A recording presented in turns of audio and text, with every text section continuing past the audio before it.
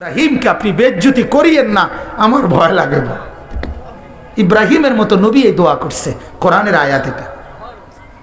হাদিসের মধ্যে আছে মুসা নবীর মতো নবী আল্লাহর কাছে হাসরের ময়দানের ব্যাপারে বলছে, আল্লাহ হাসরের মাঠে লা আসআলুকা লিয়াউমা উম্মি ওয়ালা উখতি, আমি আমার মাকে চাই না, আমি আমার বোনকে চাই না, বাল আসআলুকা লিয়াউমা নাফসি, আমি মুসা কেবল আমাকে বাঁচাইতে চাই, আমাকে বাঁচাইতে চাই।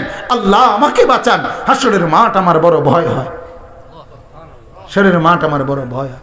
আল্লাহর নবী সাল্লাল্লাহু আলাইহি সাল্লাম বলেন, ইয়াকুব নবী নিজের চোখে দেখবে ইউসুফ নবী ওনার ছেলে দাঁড়াইয়া আছে সামনে, এটা সেই ইউসুফ যার জন্য দুনিয়ায় কানতে কানতে চোখ সাদা বানায় লাইছে। সেদিন হাসরের ময়দানে নবী বলেন, একবারের জন্য ইয়াকুব নবী বলবে না যে আল্লাহ আমার ছেলেটার কি হবে, ইয়াকুব নবী বলবে ইয়া রব্বি নফসি নফসি, আল্লাহ আমাকে বাঁচান, আমাকে বাঁচান। ওরটা ও বুঝবে, আমারটা আমি বুঝতেছি।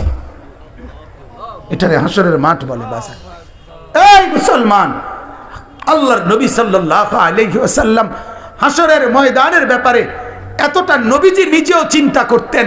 আপনারা সবাই শুনছেন, জানেন, 5 ওয়াক্ত নামাজের পরে ওলামায়ে কেরাম থেকে জিজ্ঞেস করে দেখেন, 5 ওয়াক্ত নামাজের পরে